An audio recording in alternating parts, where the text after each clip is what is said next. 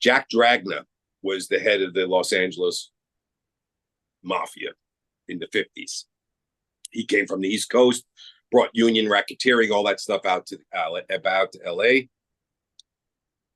There was rumors like around that time in the 50s, Sinatra could be a little belligerent towards people.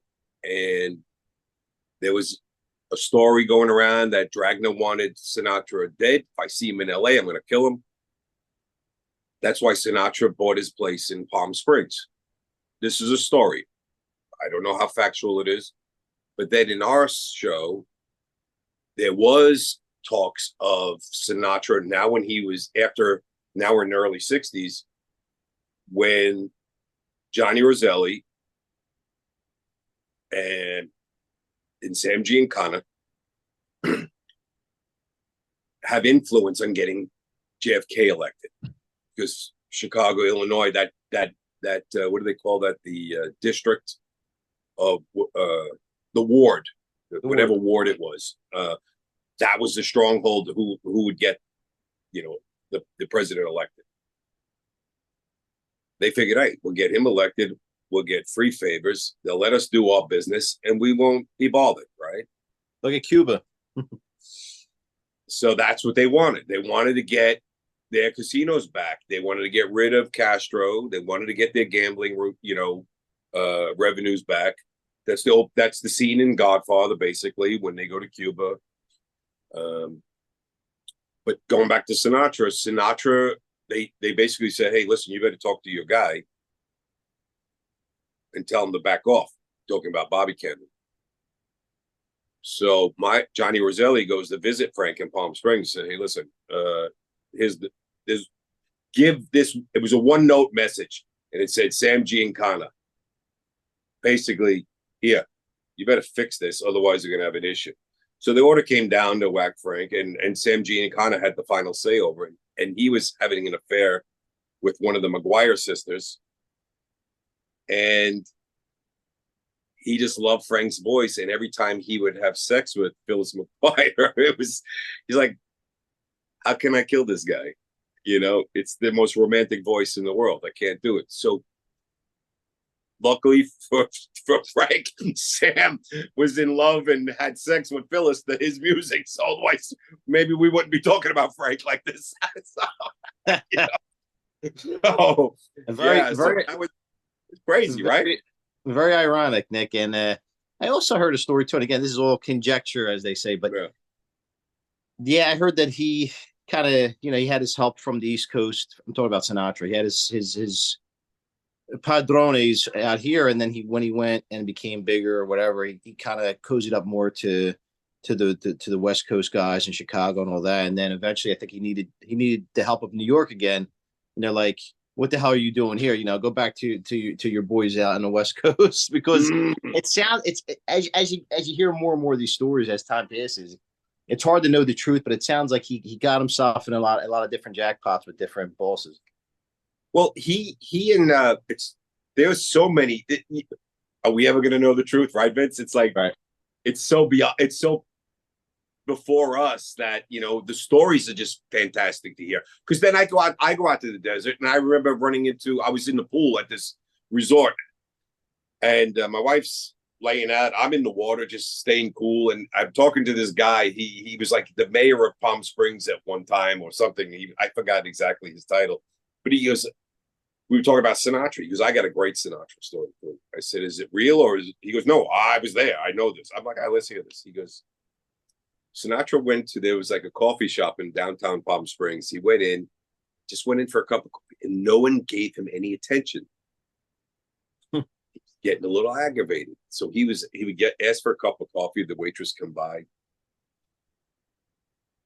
No refill. He's sitting there, like, paid him no attention. So he gets up, leaves $100 and walks out. But he writes on the check, imagine if I had good service. So you get two sides of Frank, very giving, and then very like he could like that. I met him once. His last show on the East Coast. He singing his thing, losing concentration. His son's orchestrating the show. I go, hey, we love you, Frank. Snaps him out of his whatever he was thinking about. This guy comes out afterwards. He says, hey, you're the kid that said we love you, Frank. I'm like, yeah, he was coming with me. I'm like, oh shit. I'm like, I'm in trouble now. This is like, before iPhones. And I'm like, I don't know what I'm gonna. What am I walking into? So I see him there, and he's like, hey, I'm Frank Sinatra. I'm like, yeah, no shit. In my head, I'm going, yeah, you think? I'm like, I'm like, God, no selfie time. Like, this is like way before selfies were even around, right? This is 30 years ago. So he gives me a poker chip with his picture on it, signs it. I still have it. $100 That's really chip. cool. Yeah. So then I meet Frank Jr. out here in Brentwood. He's sitting with Tina in a booth, and I walk past him like, holy shit, that's Frank and Tina Sinatra, right? So I come out of the bathroom. I kneel down. I said, hi, I want to introduce myself. I said, I was at the show here. And he's like, oh, yeah. I said, are you still singing? He goes, yeah, I'm actually going to Atlantic City for Mother's Day. I said, you know what? You should bring me with you. Old lion, young lion, keep the music alive. Tina looks at him and goes, I love this kid. The moxie on him, knowing who he's talking to. That's me. That's so people ask me, they said, Nick, how do you get where you're at? How do you do it? I said, don't do what I do because I'm just being me. I'm not trying to be the next anybody. I just, I see people. I say hi. What's the harm in saying hello to somebody? I am not a stalker guy. I'm not that dude. I just know how to talk to people. We're from the East Coast. We're Italian. We love life. We love people. That's what it's about. Sometimes, like right now, tell me to shut up, Vince. It's okay, everybody. I know. Well, I seen the connection there. You said something earlier about how you did the audition in The Sopranos. You did something that really shocked him, and you just did another thing too with Frank Jr. So that type of putting yourself out there and just using your charisma and you're just being you, man. That's something you can't learn in any school. So you got to. That's the key sometimes, man. Just putting yourself out there. Yeah, I've had people come up to me and they say, hey, Nick, I'm coming out to LA. What's easier to do? Should I pursue music or acting? I go, stay where you are. There's no easy anything. I said, if you're a musician, it's innate, and that's where you're going to go. If you're an actor, it's innate in you.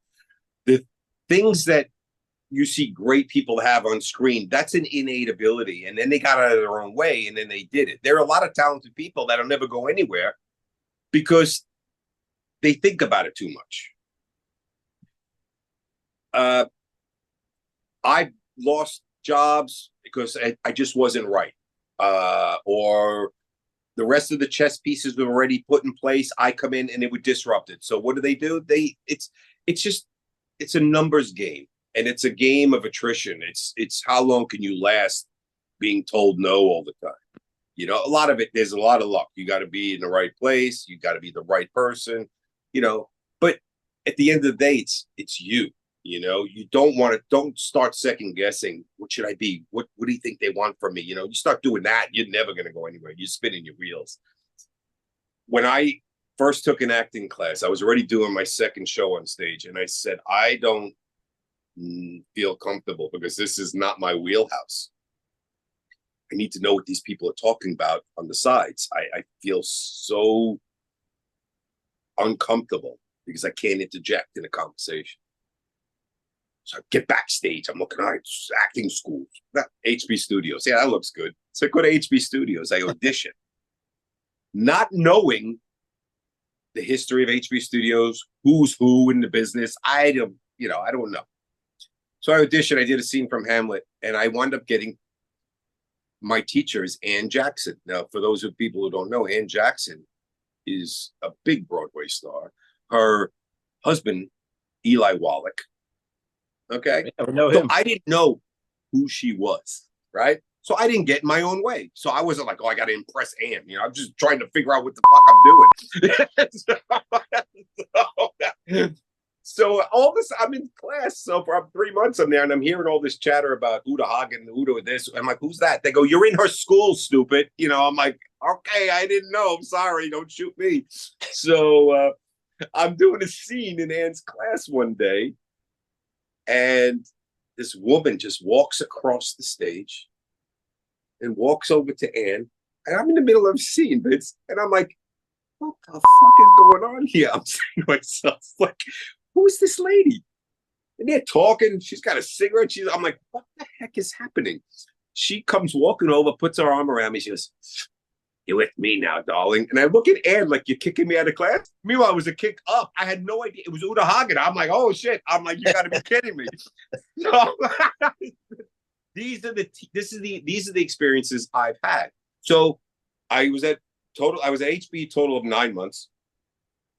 And yeah, it was a great experience.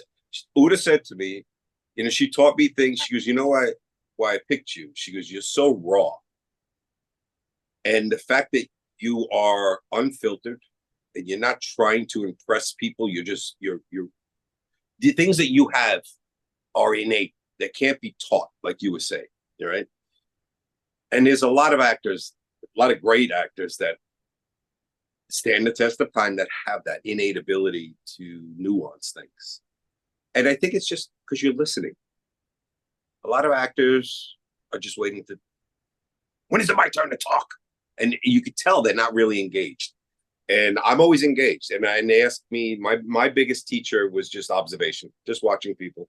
And I think that had a lot to do with my security background, because I was always on watching people and seeing things. And so I have a lot to draw from. So at this point in my game, between my imagination, my creativity, and just experience in life, I don't even think so. And then people, what technique do you use?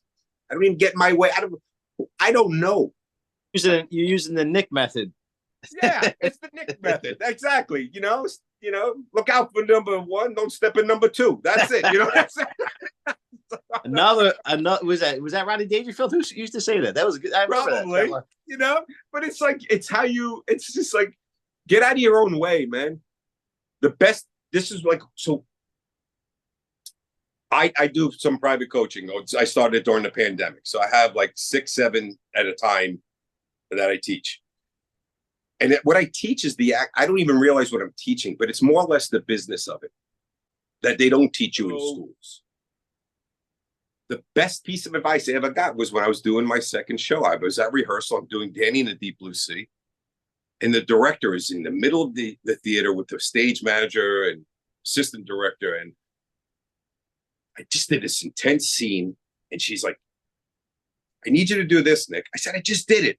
She goes, no, you didn't. I thought, what the fuck? I'm like getting frustrated, like I said, because I hadn't had an acting class yet. So I had no idea what she was talking about. I was more frustrated because I was embarrassed. The best piece of acting advice I ever got, and whenever I get myself worked up and I can't relax, I say this to myself and it evens me out. It's not about you, Nick. Bing. And when she said it to me at that moment, I was like, what the fuck you mean it's not about me? I'm standing up here. No, you're not. That's Danny. See? So now when I do an audition, I feel it's not Nick. So I could do whatever I want in regards to being respectful to the character. But when I meet you, you're getting Nick like this. This is Nick. This is me. I'm just, easy going. I just have fun. But if I turn it on and I'm playing, I go like that on a dime. Like I could be on a set and be that intense. And then they'll go cut. And I'm like, so did you watch that game last night? Can you believe the shit? Patrick Mahomes, I cannot believe how this guy does it. And then Nick back to one. Okay. But that comes with time. I know my craft. I know my mechanism. I know it works for me. And then when I meet people in the business, like, oh my God, how come I haven't seen you before? This is great. I go, talk to your assistants. So there's a lot of gatekeepers in this industry. You'll know this. You're going through it, right? You see it. There's so many buffers. So it's like the mob. Yeah. The boss got a lot of buffers. That's it. That's the industry in a whole, right? So I've always had one toe in the pond and a whole foot outside. And that's the worst. I'd rather have both feet on the outside, not know what the inside looks like. But when you're that close for so long, it's like, am I ever going to get an opportunity? And that's, Nick, it's like you get a little glimpse, the door cracks open, you see a glimpse of paradise, and you're stuck in the woods, and you're like, oh man, I got to get back there. Yeah. right? And so it's like this song from the Taste of Honey is worse than none at all, right? Yeah. So it's tough. As I thought when I was on The Sopranos. So after The Sopranos, I thought, oh my God, the world's gonna open up, I'm gonna get auditions up the yin yang. Crickets. I'm like, what? What's going on here? This makes no sense. The best television show in history. I'm not even getting called in. I'm thinking now it's my agent's fault. How am I not getting called in? So what I learned from that experience, how many years ago is that? 15, 16 years ago, right? The last episodes was this. If you have momentum going and there's a show out, i.e. this Mafia Spies, and your name is plastered, and they're using your name for advertising and things like that, people are going to want, in the industry, they're going to be like, who is that guy? If they got to look, you lost, right? Because you're not a name yet, right? So I finally invested in my career. I got a publicist. She's fantastic. But the cool thing, so going back to that, she goes, yes, trust me. I'm like, okay. And it seems to be giving me that opportunity now that I didn't have when I was on the top-rated show at the time, which blows my mind. So, are we talking about the infamous Stephanie? Yes. She's fantastic. Actually, she's texting me as we're doing this, like, hey, because I have another thing tomorrow. And she keeps like, yeah, how's it going? I'm like, I can't even say, hey, I'm in the middle of one now with Vince. What's the matter with you? So, hello, Stephanie, and thank you, by the way. Yeah, she's awesome. She's great. But I did go. So this is going on. And also I did 2 movies in the end of April, beginning of May. I co-star against opposite Eric Roberts in a World War II movie. So that was an interesting experience. Great guy. Grew up watching him, obviously, Pulp of Greenwich Village, right? Took the words out of my mouth. Classic movies. Charlie, you took my thumb, right? The best. The best. He's so much fun. It's funny. He gets on the set. First thing he does, he sits in the chair and he goes, hey, everybody, I'm Mickey Rourke. And everybody just started laughing. It was so funny, But what a sweetheart. But the stressful thing for me was they said to me, I auditioned for a different role in that movie. The casting director reaches out. They said, listen, we want to offer you a different role. And I said, I'm thinking, oh, man, here we go again. They like me enough. They want to put me in the project. Okay, what is it? They go, no. It's not a downgrade. You're going to play opposite a movie star. And I go, who? They go, we can't tell. I said, you're asking me to do the job. Now you're not even going to tell me who I'm going to work with. So they go, Eric Roberts. I go, oh, fantastic. But here's the catch. I go, what's that? They go, you're not going to work, X amount of days. You're doing your whole spiel in one day. So I had to do probably would have been 3 to 5 days worth of work in one day. In one day, Vince. This is so. But at first, I was like, "Oh, that sucks," because you look at it from the financial aspect, right? And then you realize, wait a second, they have enough confidence in me that I can do that. Yeah. So that was that. So that was nice for me because I'd never done that before, where I would take 5 days and do it in one day. Then I did an action movie that same week where I went from 1944 to 2024 with a director named James Cullen Brezick. He's got a movie out now that just directed Van Damme's last movie called Darkness of Man. But the movie I'm in with him is called The Workout. So it's an action movie. So I play the head of the LA crime family. So I went from a colonel to a mob boss in LA. Kind of neat. So, but it was a little actiony stuff. It was fun. It was cool. So that's good. You got the range. I get the whole range there. The whole range. It was really great. But the cool thing with that, I didn't even have to audition for that movie. I met James at Television Academy a few months earlier, and him and his producing partner Jared, we just hit it off. Just hey, because I had seen him on Instagram and I saw him walk by. I was with my other friend Michael, and he goes, I think that's James Brezick. I follow him on Instagram. He goes, you know him? I said, no, but this is again going back to my personality. I go, hey, James. He goes, And he comes walking over. And we sat there for like an hour and a half, laughing our asses off, telling stories, drinking, eating, having so much fun. So 2 months go by. Jared reaches out to me. He goes, hey, Nick, how you doing? It's Jared. I'm like, hey, what's up? He goes, you know, we're doing another movie. I said, yeah, I saw that. Congratulations to you guys. He goes, yeah, well, James wrote the script and he wrote a part specifically for you. We want to know if you want to do it. I'm like, I'm in, you know? So that was really unexpected, and just I'm so blessed that happened. So these are opportunities. You never know when it's going to happen. So you audition your ass off, and then you wind up getting offered a role. It's so sweet. It's great, you know. That's great.